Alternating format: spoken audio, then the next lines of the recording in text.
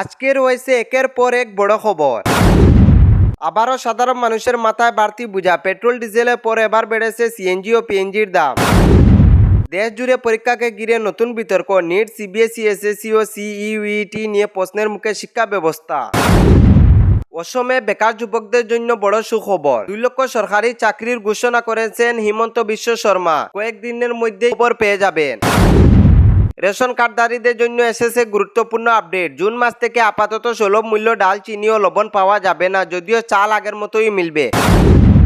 এই সব খবরের সম্পূর্ণ বিস্তারিত জানতে হলে এই খবরগুলো শেষ পর্যন্ত দেখুন। আর যদি এখনো চ্যানেলটি সাবস্ক্রাইব না করে থাকেন তাহলে এখনই সাবস্ক্রাইব করে বেল আইকনটি অন করে নিন। আসামে রেশন কার্ডধারীদের জন্য একটি গুরুত্বপূর্ণ খবর সামনে এসেছে। রাজ্য সরকার আপাতত রেশন কার্ডের মাধ্যমে সুলভ মূল্য দেওয়া ডাল, চিনি এবং লবণের সুবিধা বন্ধ করার সিদ্ধান্ত নিয়েছে। জানা গেছে যে জুন মাস থেকে রেশন দোকানে আর আগের মতো কম দামে ডাল, চিনি ও লবণ পাওয়া যাবে না। নতুন বাজেট ঘোষণা না হওয়া পর্যন্ত এই সুবিধা বন্ধ থাকবে। এর আগে রেশন কার্ডধারীরা প্রতি কেজি মসুর ডাল 60 টাকা, চিনি 30 টাকা এবং লবণ 10 টাকায় পেতেন। 2025 সালের নভেম্বর মাস থেকে এই সুবিধা চালু ছিল এবং প্রায় 7 মাস ধরে লক্ষ লক্ষ মানুষ এর সুবিধা পেয়েছে। তবে স্বস্তির খবর হলো রেশন কার্ডের মাধ্যমে যে চাল দেওয়া হয় তা আগের মতোই নিয়মিতভাবে পাওয়া যাবে। চালের ক্ষেত্রে কোনো পরিবর্তন আনা হয়নি। সরকারি সূত্রে জানা গেছে নতুন বাজেট ঘোষণার পর পরিস্থিতি পর্যালোচনা করে আবারও এই ভর্তুকিযুক্ত সুবিধা চালু করা হতে পারে। তবে বর্তমানে চাল, চিনি এবং লবণের সস্তা দামের সুবিধা অনির্দিষ্ট কালের জন্য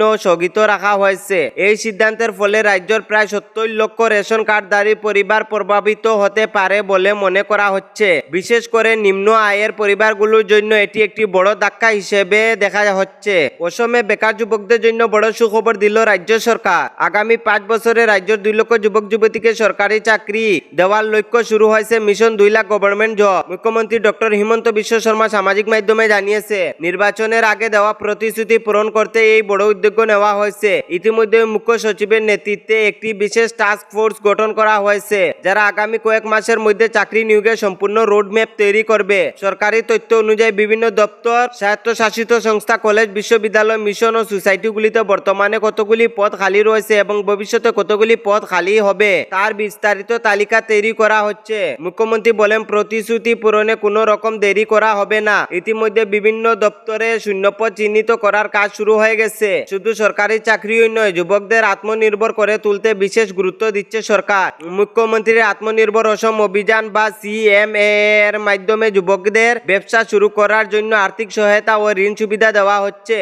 সরকারের লক্ষ্য আগামী দিনে 2 লক্ষ সরকারি চাকরির পাশাপাশি আরো লক্ষ লক্ষ যুবককে স্বনিযুক্ত ও উদ্যোক্তা হিসাবে গড়ে তোলা। এর ফলে রাজ্য কর্মসংস্থান বৃদ্ধি পাবে এবং অসমের অর্থনীতি আরো শক্তিশালী হবে বলে আশা প্রকাশ করেছে সরকার। উল্লেখ্য, গত মেয়াদে এডিআরই এবং অন্যান্য নিয়োগ প্রক্রিয়ার মাধ্যমে ইতিমধ্যে 1,64,000 বেশি যুবক যুবতী সরকারি চাকরি পেয়েছে। এবার সেই সংখ্যক আরো বাড়িয়ে নতুন কর্মসংস্থানের দিগন্ত খুলতে চলেছে অসম সরকার। এখন দেখার বিষয় সরকারের এই মিশন 2 লক্ষ গভর্নমেন্ট জব কত দ্রুত বাস্তবায়িত হতে এবং কতজন বেকার যুবকের মুখে হাসি ফুটাতে সক্ষম হয়। দেশ জুড়ে একের পর এক পরীক্ষাকে ঘিরে বিতর্ক।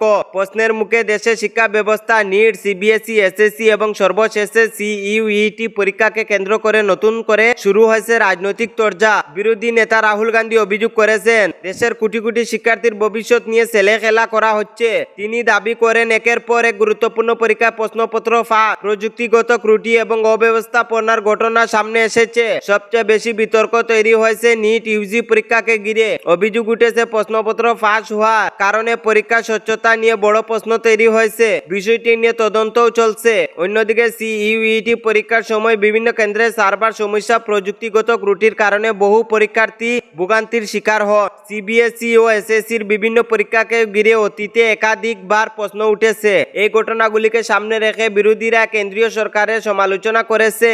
তাদের দাবি দেশের শিক্ষা ব্যবস্থা স্বচ্ছতা ও জবাবদিহিতা নিশ্চিত করা জরুরি, যাতে শিক্ষার্থীদের ভবিষ্যৎ নিয়ে আরো কোনো অনিশ্চয়তা তৈরি না হয়। তবে সরকার ও সংশ্লিষ্ট সংস্থাগুলোর পক্ষ থেকে বলা হয়েছে পরীক্ষাগুলোকে আরো স্বচ্ছ ও নিরাপদ করতে প্রয়োজনীয় পদক্ষেপ নেওয়া হচ্ছে এবং যেখানে অনিয়মের অভিযোগ উঠেছে সেখানে তদন্ত চলবে। এখন দেশের কোটি কোটি শিক্ষার্থী ও অভিভাবকদের নজর তদন্তের ফলাফল এবং ভবিষ্যতে পরীক্ষাগুলি কতটা সুষ্ঠুভাবে পরিচালিত নির্ধারিত হয় তার উপর। দেশ জুড়ে বাড়ছে জ্বালানির দাম, নতুন করে ধাক্কা খেল সাধারণ মানুষ। পেট্রোল ডিজেলের পাশাপাশি এবার আবার বেড়েছে সিএনজি ও পিএনজির দাম। বিশ্ববাজারে অপরিশোধিত তেল ও প্রাকৃতিক গ্যাসের দাম বৃদ্ধি এবং পশ্চিম এশিয়ার চলমান উত্তেজনার প্রভাব এবার পড়তে শুরু করেছে ভারতের বাজারেও। এর ফলে একের পর এক জ্বালানির দাম বাড়ানো হচ্ছে। মুম্বাইয়ে সিএনজি দাম প্রতি কেজিতে 2 টাকা বাড়িয়ে 86 টাকা করা হয়েছে। একই সঙ্গে গরুয়া পিএনজির দাম 50 পয়সা বাড়িয়ে প্রতি ইউনিট 52 টাকা নির্ধারণ করা হয়েছে। দিল্লিতেও সিএনজির দাম বেড়েছে, প্রতি কেজি 83 টাকা 9 পয়সার পৌঁছেছে।